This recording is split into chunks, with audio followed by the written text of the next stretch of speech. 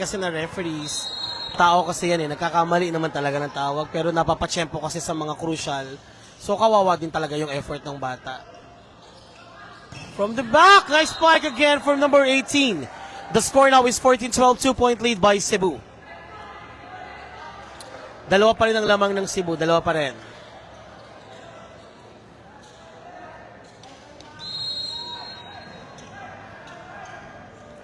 Sa Umingan, ramdam mo yung pagod ng Umingan, pero ramdam mo din yung kagustuhan nilang manalo at nilalaro pa din talaga nila. Kagaya niyan. Pero ang mapapansin mo sa Umingan, napakakonti ng kanilang combination plays kumpara sa mga previous games nila. Ito ay third set na, last set na to ng Cebu. The score now is, ano ba yun, ba't all 14? All 14 na pala.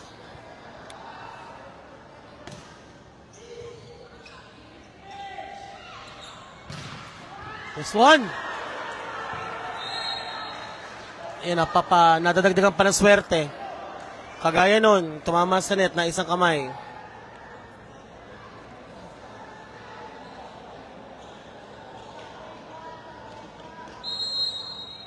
Ref cool sa tulog. Wasen Escobar po, perfect po siya. Tinaas. Sa 4. Alam niyo, napakagaling ng 4 na to. Napakagaling ng bata na to. Kanina napakaganda ng laro. Pero ngayon sobrang tahimik niya. Ngayon pa lang ulit siya nakapatay. Same with the stats of Torio. Sobrang baba ng stats ni Torio ngayon. Hindi kagaya ng mga previous games. Nice drop. Patay. Kadiha. Torio. Okay. Baby girl. Top spin lang. Torio again. Check na naman ang block. Number 12. The team captain again. Putting damages. Nandun yung libero pero malakas talaga yung palo. Hindi na niya na-handle. Grabe yung 12. Grabe yung 12 ng Cebu. The score now is 16-15. 1-point lead by Sugbu.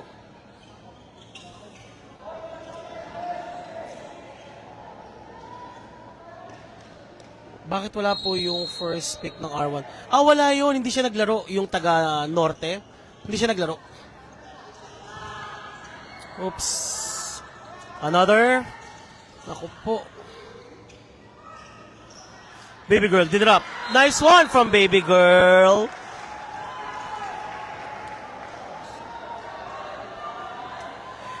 Si 4 talaga kanina. Talaga puset ang galing. Kaso ngayon, napakadalang ng tapon. Hindi ko din lang alam kung bakit, baka may iniinda or something, pero yun ang namimiss ng team na to ngayon. Outside spike, no check. Another point for Cebu. They're pulling away to 3 points. The score now is 18-15. Pag nagdire-diretso to, delikado ang Umingan. Delikado ang R1 pag nagkataon. Binalik na po si Torio sa court. Pa-shoutout ni idol ko po kayo lagi nanonood sa FB. Salamat po from Bohol, Christian. Torio, wala pang entry si Torio. Oh my God, not the setter. I think it's an injury. Setter is on the floor now together with Torio. I do not know kung nagkabanggaan sila ng paa. Oh, it's Pulikat ba? I think it's Pulikat for the setter. Pero kay Torio, I do not know. It's Pulikat for the setter. Confirm. Nakatayo ang setter. But Torio, I think something more serious. Pero sana mild lang. Sa mga gantong games, guys, pag volleyball player kayo, pag atleta kayo, mas gugustuhin nyo talagang matalo ng kompleto yung kalaban nyo na walang nai-injured. Hindi ganito ang magandang ending ng semifinals na to. Dapat matapos nilang lahat ito ng walang naa-aksidente. I hope he's good. He's good, guys. Oo, yung kahit matalo ka pero hindi ka na-injured. I hope he's good. Sana he's better now. It's better, nakakatalon-talon. Pagod na tong mga to, guys. It's a good thing. Pareho silang okay. Nangailangan lang ng konting pahinga, guys. Kawawa. You know guys, itong mga bata na to, they are fighting for their dreams. Hindi lang para makakuha ng gold medal or whatever, they are fighting for their dreams. Kaya ganito sila kalaban, ganito sila kahigpit. They are really fighting for their dreams.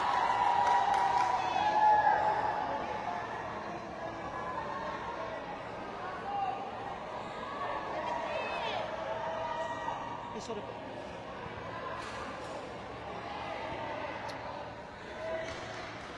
(18-16)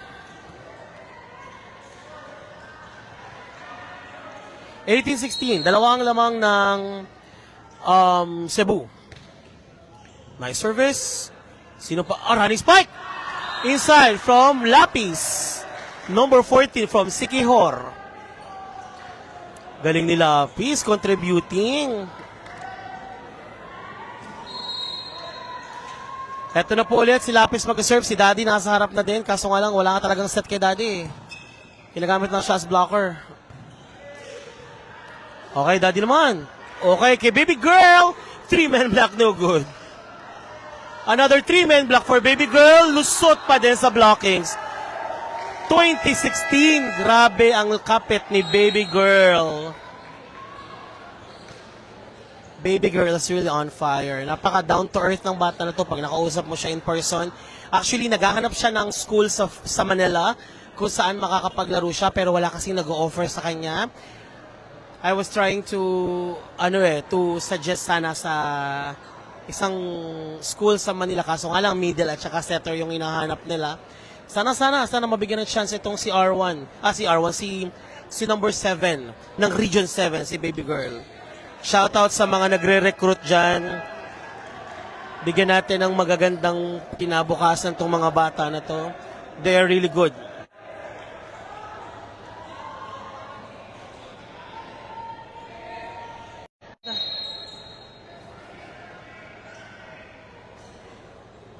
Five more points to close the match. Let's see kung paano ito masasaraduhan o makakapunta. Nice one from number 17. Never say die for Umingan. The score now is 17-20. Shoutout Prince Palahang sa Siquijor. Hello sa inyo. Lalaban pa to, Umingan to eh. Hindi naman yan papayag na basta lang matatalo, no? Aba, si Baby Girl. Parang robot. Napakatapang. UST para kasama sila ni Ibanez. Meron sa UST pang isa na pinasok si pangalan nito? Mamaya, nakalimutan ko yung apelido. Si Carla.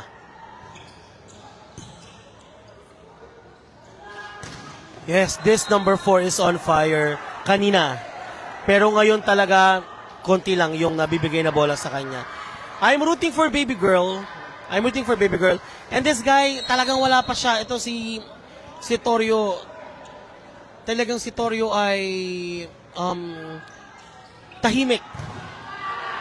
Baby Girl is on fire. Wala si Baby Girl. Lakas ng tama ni Baby Girl. Pag tumatapat siya sa camera ko, rumarampa si bakla. La Roshi. Uy, block na naman. My God. Si Daddy ang naka-block.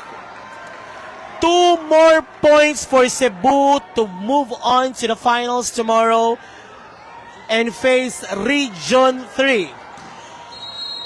2 more points for Cebu. Let's see. Uy.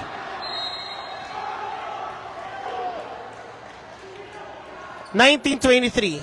Pagod na pagod ang Umingan. Pero kailangan nilang lumaban. Nakikita mo sa mata ng mga bata, they really want to fight. 23-19. 4 points para sa Cebu. Nice spike from double violation. Okay. 23-20. Hindi pwedeng makampante ang Cebu. This is Umingan. Hindi ito putyo-putyong team. Lalaban to. Kung gusto mong manalo ng Cebu, tapusin nyo na yun na maaga. See? Dayon-dayon. Blacknet. Blacknet. It's Blacknet. Okay. 21-23. Dalawa na lang ang kailangan ng Cebu, pero dalawa na lang ang kailangan ng Umingan para mag-tie.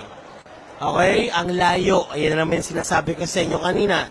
Ang layo ng lamang. It was 6-point lead by Cebu, pero again, it's now down to 2 na naman. It always happens to them. But sana this time, kung gusto nilang manalo, tapusin na nila ngayon pa lang. Huwag na nilang pahabulin ang Umingan kasi Umingan is deadly. Umingan is deadly. Talagang pagod na lang. Nakikita ko pagod yung mga bata pero the spirit is there. Laban na laban. So kung gusto nila ipanalo to, isarado nyo na to. Wala na po ang Karaga, nalaglag na po. Nice service ng Umingan. To Daddy. Nice pack by Dad. Nice D. Last one. There was headshot. There was headshot. Nakatama sa ulo si Daddy. Sa mukha.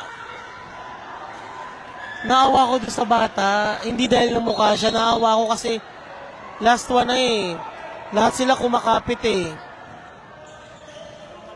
Is it Cebu or oh, now there you go.